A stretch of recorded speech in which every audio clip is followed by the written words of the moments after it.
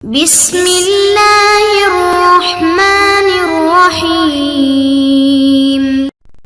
اعوذ باللہ من الشیطان اللعین الرجیم بسم اللہ الرحمن الرحیم وبہ نستعین انہ خیر ناصر ومعین رب اشرح لی صدری ویسر لی امری واحلل عقدۃ من لسانی یفقہوا قولی۔ ہماری بحث استصحاب کی حجیت کے بارے میں ہو رہی ہے کہ استصحاب کو حجت کرنے کے اور اس کی حجیت پر دلیلوں کو قائم کرنے کے لیے ایک طریقہ علماء متقدمین کا تھا کہ جو ہم نے پڑھ لیا، دوسرا طریقہ جو ہم پڑھ رہے ہیں وہ علماء متاخرین کا ہے۔ علماء متاخرین استصحاب کی حجیت کو ثابت کرنے کے لیے سنت سے تمسک کرتے ہیں اور روایات کو پیش کرتے ہیں۔ کل ایک روایت جو ہے وہ ہم نے مکمل طور پر پڑھ لی تھی کہ جو صحیح زرارہ اولی تھی۔ دوسری روایت کو ہم نے ذکر کیا تھا کہ جہاں پر زرارہ جو ہے وہ امام علیہ السلام سے 3 قسم کے سوال کرتے ہیں کہ جن میں سے 2 سوال ایک کیٹیگری کے ہیں اور جو تیسرا سوال ہے وہ دوسری کیٹیگری کا ہے۔ پہلے مورد میں کہ جہاں پر راوی سوال کرتا ہے اس کے اندر یہ ہے کہ یہاں پر راوی کو کپڑے کی نجاست کا علم اور یقین ہے، اور اس علم اور یقین کے ہوتے ہوئے وہ نماز کے اندر داخل ہو جاتا ہے بھول کر۔ اب جب نماز میں بغیر یعنی علم و یقین کے ساتھ اور بعد میں اگرچہ بھول گیا ہے لیکن داخل ہو گیا ہے، اس کا مطلب یہ ہے کہ وہ نماز میں بغیر کسی مجوز شرعی کے داخل ہوا ہے۔ وہ کیا ہے کہ یہاں پر اسے چونکہ نجاست کا یقین تھا، اب اس کا کپڑا نجس تھا تو نجس کپڑے کے ساتھ نماز نہیں ہو سکتی ہے۔ اب جب اگر وہ نماز میں داخل ہوا ہے اگرچہ بھول گیا ہے تو بغیر مجوز شرعی کی ہے۔ اب بعد میں اگر اسے یاد آتا ہے تو یہاں پر کہتے ہیں کہ یہ فقط اس کا بھول جانا اس کی نماز کو درست نہیں کرے گا۔ بس اس اعتبار سے پہلی 2 صورتوں کے اندر اس کو جہاں پر نجاست کا یقین تھا، اب امام علیہ السلام نے جواب یہ دیا ہے کہ نماز بھی دوبارہ پڑھے گا اور جو کپڑا نجس ہوا تھا اس کو بھی پاک کرنا پڑے گا۔ لیکن جہاں تک صورت ثالثہ کا ذکر تھا کہ جہاں پر وہ نماز کے اندر اس حالت میں یعنی چلا گیا ہے، داخل ہوا ہے کہ یہاں پر اس کو شک ہو گیا ہے کہ آیا وہ جو پہلے اس کی حالت طہارت سابقہ تھی آیا وہ ٹوٹی ہے یا نہیں ٹوٹی، چونکہ یہاں پر تیسری صورت میں پہلی 2 صورتوں سے جدا ہے۔ پہلی 2 صورتوں میں جو حالت سابقہ تھی وہ نجاست کی تھی، جبکہ تیسری میں جو حالت سابقہ ہے وہ طہارت کی ہے۔ اب یہاں پر اسے بعد میں ظن ہوتا ہے کہ آیا وہ طہارت ختم ہوئی ہے یا نہیں ہوئی۔ اس صورت میں اب جب نماز کے اندر داخل ہو گیا ہے تو اس کا مطلب یہ ہے کہ یہ مجوز شرعی سے ہی نماز کے اندر داخل ہو رہا ہے۔ بس جب اس مجوز شرعی سے نماز کے اندر داخل ہو رہا ہے تو اب اگر نماز پڑھ لی ہے اور نماز کے بعد اسے کوئی نجاست نظر آئی ہے تو اس کا مطلب یہ ہے کہ جو نماز پڑھ چکا ہے چونکہ مجوز شرعی کے زیر اثر تھی، پس اس اعتبار سے وہ نماز درست ہوگی۔ البتہ آئندہ جو ہے وہ نمازیں جو ہیں اس کے لیے کپڑے کو پاک کرنا واجب ہے۔ یہ تو تھا کہ اس روایت کے ذریعے سے جو ہے وہ استصحاب کی حجیت کو کیسے ثابت کیا جا سکتا ہے۔ البتہ یہاں پر ایک ذیلی نقطہ بیان کر رہے ہیں کہ یہ جو استصحاب ہے، اگر ہم اس استصحاب کو ثابت کرنے کے لیے جو ہے وہ ایک قاعدہ تشکیل دیتے ہیں اور صغرا اور کبرا جو ہے وہ بناتے ہیں، تو یہاں پر استصحاب فقط صغرا کو محرز کرتا ہے اور صغرا کو ثابت کرتا ہے۔ مثلا استصحاب اس چیز کو ثابت کرتا ہے کہ یہ جو کپڑا ہے جو میرے سامنے ہے یا جس کو میں نے پہنا ہوا ہے یہ پاک ہے۔ کیوں؟ اس کی حالت سابقہ پاک تھی، اب اس شک ہوتا ہے کہ پاک ہے یا نہیں ہے، تو استصحاب ثابت کرتا ہے کہ یہ تمہارا جو کپڑا ہے یہ پاک ہے۔ اب پھر ایک اس پر جو ہے وہ قبر آتا ہے کہ ہر وہ کپڑا کہ جو پاک ہو اس کے ساتھ نماز پڑھنا جو ہے وہ جائز ہے. بس نتیجہ یہ نکلتا ہے کہ اس کپڑے کے ساتھ نماز پڑھنا جائز ہے. اب جب استصحاب نے ثابت کر دیا ہے کہ یہ کپڑا پاک ہے اور استصحاب کو بھی خود شارع مقدس نے حجت قرار دیا ہے، اب یہ جو امتثال امر شرعی ہو رہا ہے اور نماز پڑھ رہا ہے، کہتے ہیں کہ یہ جو ہے چاہے واقعی صورت میں جو ہے وہ پاک کے ساتھ نماز پڑھے تب بھی درست ہو سکتی ہے، اور اگر ظاہری طور سے جو ہے وہ اگر استصحاب کو جاری کرتے ہوئے کپڑے کو پاک ثابت کیا ہے اور اس سے پھر امتثال امر شرعی کیا ہے، تو فرماتے ہیں کہ اس صورت میں بھی یہ امتثال کیا ہے، یہ مسقط تکلیف ہے. اس صورت میں بھی اس کی پڑھی گئی نماز جو ہے وہ درست ہے. تو بس یہاں پر یہ ثابت کرنا چاہ رہے تھے کہ استصحاب جو ہے وہ ولو ظاہری طور پر جو ہے وہ صغرا کو محرز کرتا ہے، لیکن یہ ثابت کرنا بھی مسقط تکلیف قرار پاتا ہے، جس طرح کہ واقعی صورت میں اگر اس کو عیناً یقین ہے 100% جس طرح وہاں پہ جو ہے وہ مسقط تکلیف ہے، یہاں پر بھی ظاہراً مسقط تکلیف. آگے تیسری حدیث ہے کہ جو متاخرین اس استصحاب کی حجیت کو ثابت کرنے کے لیے دیتے ہیں، جو ابو بصیر کی روایت ہے. محمد بن مسلم جو ہے وہ امام صادق علیہ السلام سے جو ہے، اور انہوں نے اپنے آباء و اجداد سے حضرت علی علیہ السلام سے سوال کیا تو فرمایا کہ من کون علی یقین ثم شک فلیمض علی یقین، جو بندہ پہلے یقین کی حالت پر ہے پھر اسے شک ہوتا ہے، تو اب امام علیہ السلام فرما رہے ہیں کہ شک کی صورت میں اسے چاہیے کہ وہ اپنے یقین پر باقی رہے. اب یہاں پر ایک یقین ہے پہلے اور بعد میں جو ہے اگر اس سے شک ہوتا ہے تو امام علیہ السلام فرما رہے ہیں کہ یقین پر باقی رہو اور وہ جو حالت سابقہ ہے اسی پر ہی عمل کرو. اب یہاں پر صاحب کتاب فرما رہے ہیں کہ یہ جو استدلال ہو سکتا ہے اور اس کے ذریعے سے جس چیز کو ثابت کیا جا سکتا ہے وہ یہ ہے کہ قاعدہ یقین کی حجیت کو بھی ثابت کیا جا سکتا ہے اور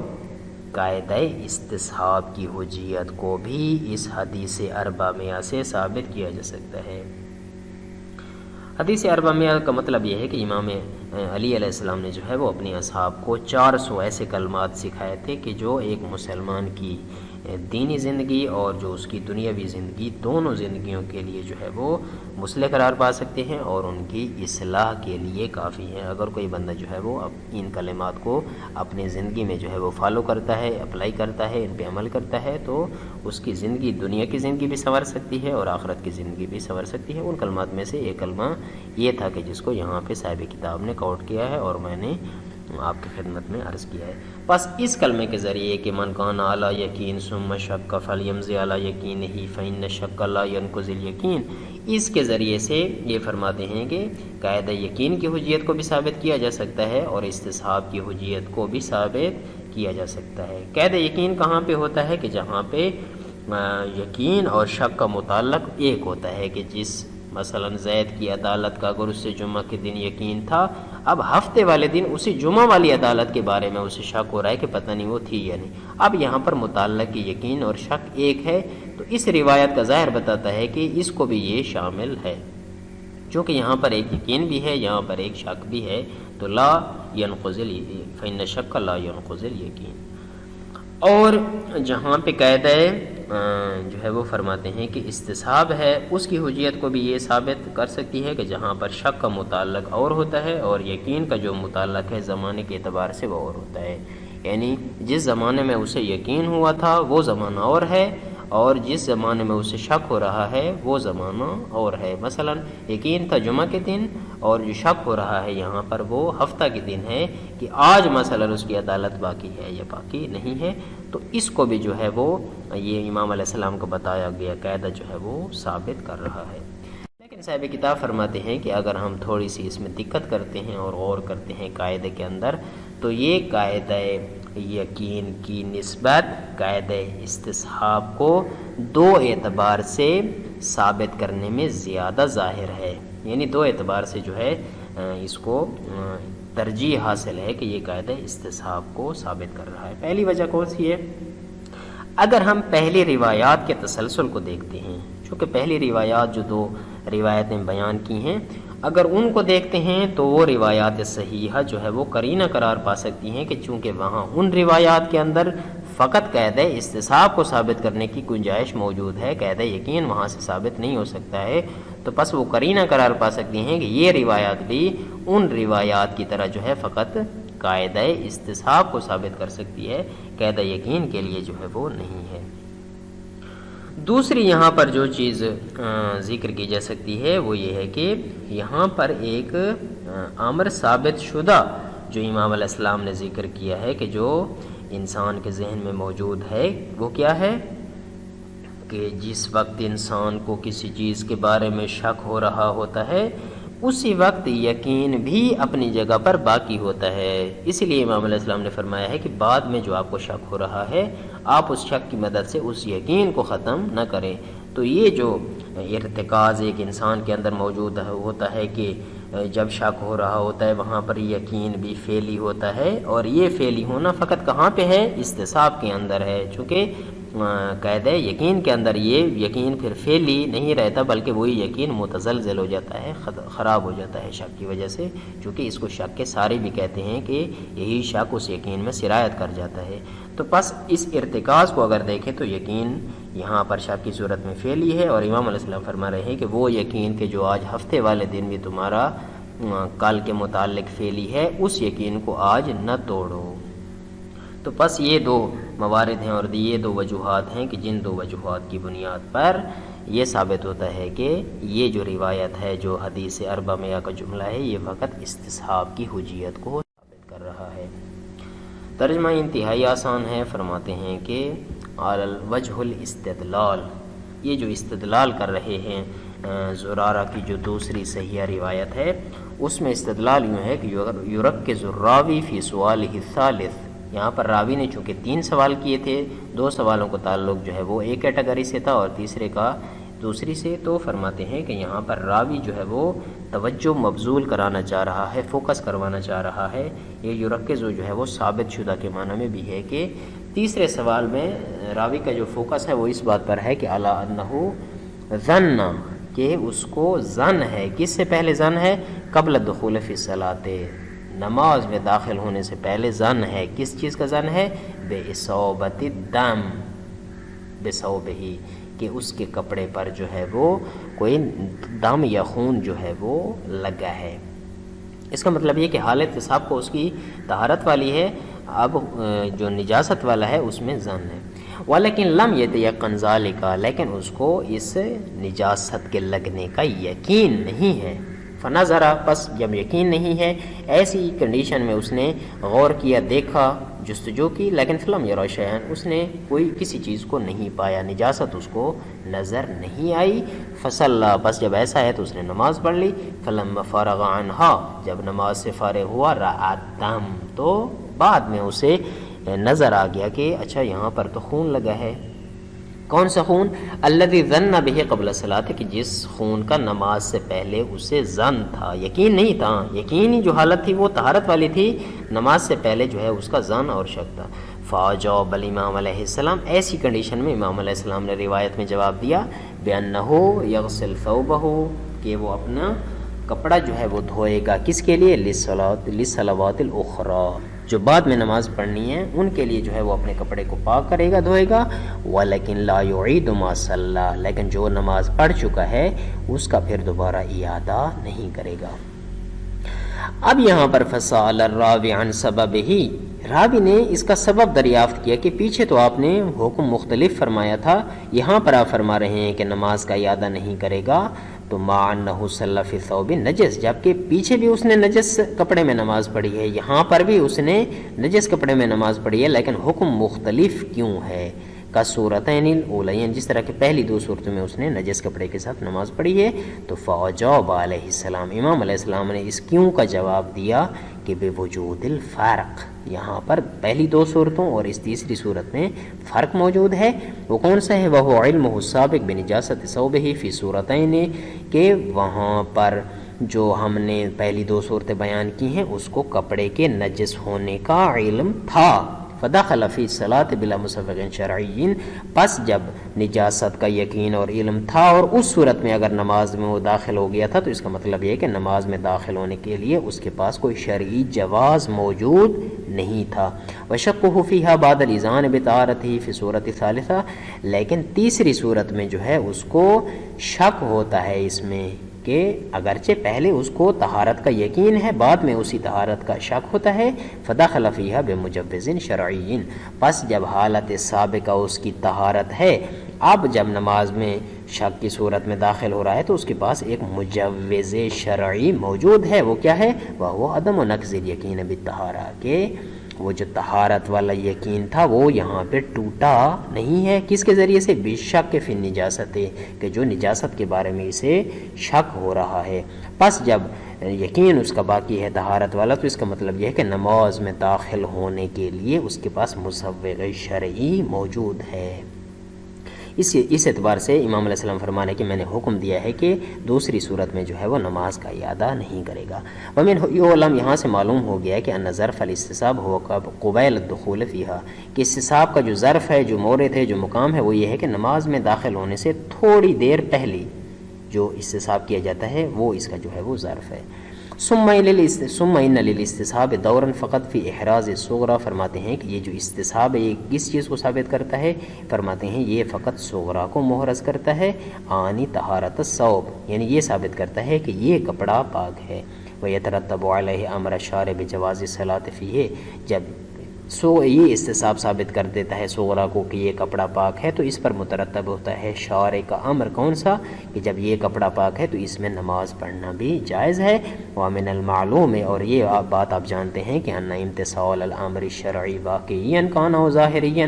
کہ اگر آپ کسی امر شرعی کی بجاوری کر دیتے ہیں، چاہے بجاوری واقعی صورت میں ہو، 100% ہو، 100% ہو، او کا نہ ظاہرین، یا نہ بلکہ ظاہری طور پر آپ کو علم ہے کہ یہ چیز مثلا جو ہے وہ پاک ہے، تو اس انداز میں اگر آپ بجاوری کر دیتے ہیں مسقط للتکلیف، تو یہ دونوں صورتوں میں بجاوری تکلیف کو ساقط کر دیتی ہے۔ کما مر فی مباحث الاجزاء، جس طرح کہ ہم نے اجزاء کے مسئلے میں اس چیز کو ڈیٹیل کے ساتھ ذکر کیا۔ تیسری روایت جو ہے حدیث الاربع میہ، امام علیہ السلام کے جو 400 کلمات تھے وہ حدیث اربع میہ کے نام سے ہیں، کہ روا ابو بصیر و محمد بن مسلم عن ابی عبداللہ عن آبائہ، کہ محمد بن مسلم امام صادق علیہ السلام سے، اور انہوں نے اپنے آبا سے، کہ امیر المومنین علیہ السلام فرماتے ہیں کہ من کون علی یقین ثم شک، ایک بندے کو یقین ہے اور پھر اس بندے کو شک ہوتا ہے اسی یقین کی مورد کے بارے میں کہ آیا آج بھی میرا یقین یا اب بھی میرا وہ والا یقین باقی ہے یا باقی نہیں ہے، فَلْيَمْزِ عَلَى يَقِينِهِ، تو بس یہاں پر اس کو چاہیے کہ اپنے یقین پر باقی رہے۔ فَإِنَّ شَكْ لَا يَنْقِضُ الْيَقِينَ، کہ جو شک ہوتا ہے وہ کبھی بھی یقین کو نہیں توڑتا۔ اب قاعدہ کلیہ یہ ہے کہ فَإِنَّ شَكْ لَا يَنْقِضُ الْيَقِينَ۔ اب یہاں پر اگر روایت کا جائزہ لیں تو فرماتے ہیں وَالرِّوَایَةُ صَالِحَةٌ لِلْاِسْتِدْلَالِ بِهَا عَلَى حُجِّیَّةِ قَاعِدَةِ الْیَقِین، فرماتے ہیں کہ روایت کے اندر یہ صلاحیت اور ایبیلٹی موجود ہے کہ اس روایت کے ذریعے سے قاعدہ یقین کی حجیت کو بھی ثابت کیا جا سکتا ہے۔ کب؟ اذا کان متعلق الیقین و شک واحدا ذاتا و زمانا، چونکہ قاعدہ یقین کے اندر جو یقین اور شک کا متعلق ہوتا ہے وہ ایک ہی ہوتا ہے، یعنی ذات کے اعتبار سے بھی اور زمانے کے اعتبار سے بھی، یعنی ذاتی طور پر جہاں پہ شک ہو رہا ہے وہ وہی چیز ہے، اور جس زمانے میں اسے شک ہو رہا ہے وہ اسی یقین والے زمانے کے ساتھ ملا ہوا ہے، یعنی اسی یقین میں ہی اس کا شک جو ہے وہ سرایت کر رہا ہے، تو بس اس اعتبار سے زماناً بھی اس کا متعلق ایک ہے۔ بے یکون مفادہ من کان علی یقین، یعنی اس کا پھر مفاد کیا ہوگا کہ جو بندہ، یعنی اس مفادہ یعنی اس جو کلمہ ہے اس کا مفاد یہ ہوگا کہ جو بندہ حالت یقین پر تھا، مثلا اس کو جمعہ والے دن زید کی عدالت کا یقین تھا، ثم شک، پھر اس سے شک ہوتا ہے فی عدالتہ فی نفس ذالک الیوم، کہ ہفتے والے دن اسی جمعہ والی عدالت کے بارے میں ہی اگر اس کو شک ہوتا ہے، وبالتالی شک فی صحت طلاق الذی طلق عنده، اب یہاں پر جو اس سے دوسرا شک ہو رہا ہے وہ در واقع اس طلاق کے صحیح ہونے کے بارے میں شک ہے کہ جو اس جمعہ والے دن مثلا انجام پائی ہے، تو فلیمز علی یقین ہی، تو اس کا مفاد گویا کہ یہ بتا رہا ہے کہ فلیمز علی یقین ہی، اسے چاہیے کہ وہ اپنے اس پہلے والے یقین پر باقی رہے، اور اس کا مطلب یہ نکلتا ہے کہ اب وہ جو کل طلاق پڑی جا چکی تھی اور آج اسے شک ہوتا ہے قید یقین کی روح سے کہ پتہ نہیں وہ کل طلاق پڑھتے وقت عادل تھا بھی یا نہیں، یا گواہ کے طور پر جو عادل چاہیے ہوتے ہیں وہ عادل تھے یا نہیں، تو اس کا مطلب یہ کہ امام علیہ السلام فرما رہے ہیں کہ اپنے یقین پر باقی رہے، نتیجتاً جو طلاق پڑی جا چکی ہے وہ درست ہے۔ جس طرح کہ یہ قاعدہ یقین کو ثابت کر سکتا ہے، اس کی حجیت پر استدلال ہو سکتا ہے اس کے ذریعے سے، کما وہی صالحۃ للاستدلال بها علی حجیت الاستصحاب، اسی طرح یہ صلاحیت بھی موجود ہے کہ اس کے ذریعے سے استصحاب کی حجیت کو بھی ثابت کیا جا سکتا ہے، اذا کان متعلق شک غیر متعلق الیقین زمانا، جب زمانے کے اعتبار سے یقین کا متعلق شک کے متعلق غیر ہو۔ ففل مثال، بس مثال میں ضائع کا نب عدالت ہی یوم الجمعہ، جب بندے کو یقین ہے کہ جمعہ کے دن زید عادل ہے، و شک فی بقایا یوم السبت، اور ہفتے کے دنوں سے شک ہوتا ہے کہ آیا آج بھی باقی ہے عدالت پر یا نہیں، فلیمز علی یقین ہی، تو بس اس کو چاہیے کہ اپنے یقین پر باقی رہے، مثلا لیطلق عندہ، تاکہ وہ جو طلاق ہے وہ مثلا اب ٹھیک ہے۔ لیکن نہ فی الاستصحاب اظہر لوجہین، لیکن ہم نے خلاصے میں عرض کر دیا ہے کہ استصحاب جو ہے اس میں یہ جو حدیث ہے ٹکڑا ہے یہ زیادہ ظاہر ہے۔ پہلی وجہ یہ ہے کہ ان صحاح سابقۃ تشکل قرینۃ منفصلۃ لا تفسیر هذه روایت، وہ جو پیچھے ہم نے روایات صحیحہ ذکر کی ہیں وہ اس روایت پر بطور قرینہ منفصل آ سکتی ہیں، فتحمل الی ما حملت علیہ روایات سابقہ، بس اس کو بھی وہیں پہ حمل کریں گے جہاں پہ روایات سابقہ کو حمل کیا ہے، یعنی قاعدہ استصحاب پر۔ دوسری یہ کہ ان تعلیل فی الحدیث تعلیل امر بارتکازی، یہاں پر حدیث میں جو علت بیان ہوئی ہے اس کا تعلق ایک امر ارتکازی سے ہے، وہ موجود فی الاستصحاب، جو کہ استصحاب کے اندر تو موجود ہے لیکن دون قاعدۃ الیقین، قاعدہ یقین کے اندر موجود نہیں ہے۔ کیوں؟ لفعلیت الیقین فی الاول دون الاخر، چونکہ امر ارتکازی ہوتا ہے کہ جب پہلے یقین فعلی ہو اس شک کے وقت، جبکہ وہ فقط کس میں ہے؟ استصحاب میں ہے، قاعدہ یقین میں نہیں ہے، اسی لیے جو ہے وہ یہ تعلیل بھی ہمارا ساتھ دے رہی ہے کہ یہاں پر فقط استصحاب کو ہی ثابت کیا جا سکتا ہے۔ صلی اللہ علیہ سیدنا محمد۔